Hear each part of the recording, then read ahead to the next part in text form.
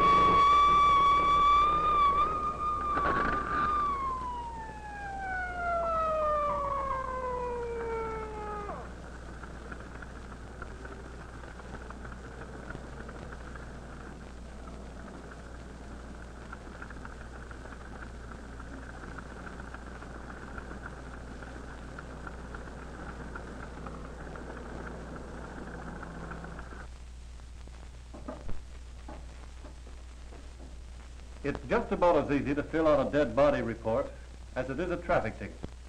And in many cases, the violation is the same: speed.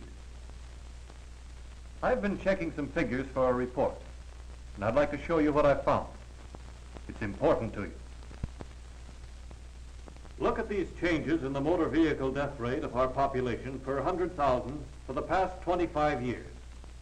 Between the ages of 5 and 14, there was a 37% drop.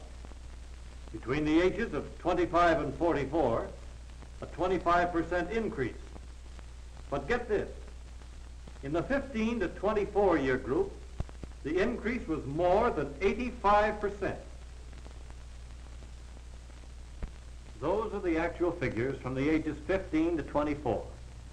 An increase in deaths per 100,000 of 86%. Let's face it, a car in the hands of some teenagers today produces a serious problem. So serious has this problem become that we have a new word in our language. It's teenicide, a noun meaning death caused by an automobile driver under 20 years of age. And habits that cause teenicide seem to carry on with many drivers up to the age of 25. Now let's talk about teenicide a minute. Let's see why and what can be done about it. The teenager can do things the middle-aged group cannot hope to accomplish.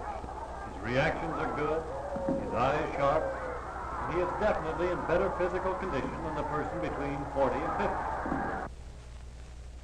Because of this, he could be a better driver. He sees better and can react more quickly than an older person. The teenager is at the time of his life when he learns the quickest and retains the most. He's at a learning period. It should therefore be easier to teach him good driving and make him a safe driver, not only now, but for the rest of his life. With ability, both mental and physical, at its peak at this period, something must be radically wrong when the teenager is not the best driver, but the worst. And I think we know what the answer is. It's lack of experience and training. Some teenage drivers get into the family car and learn to drive by trial and error. Mostly error, because frequently they learn from Dad himself, and Dad might not be such a good driver. Others learn from the kid who owns his rattle trap. He points it down the street and lets it go.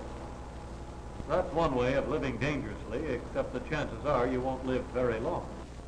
These teenagers are learning driving at school from the engine up. They're learning what makes the car run, and also how to run it, courteously and safely. They're not learning someone else's bad driving habits. They'll quickly realize that respect for the law and the officers who enforce it will save them from the serious consequences of a traffic smash-up.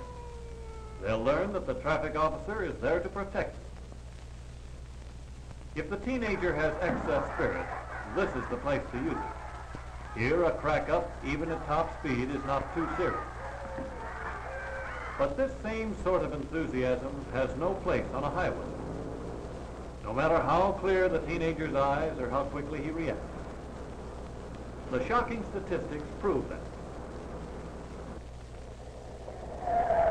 It has been proved that trained drivers have about one-half the accidents untrained drivers have.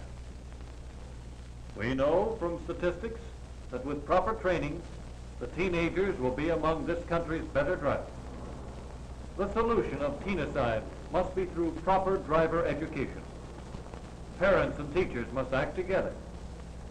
By so doing, the teenager will develop good driving habits before he learns the bad ones. Teenagers can't look to the older people for examples of good driving. Oldsters are a problem too. But teenagers can, without much effort, wipe out the word teenicide and become the first generation of good drivers this country has ever had.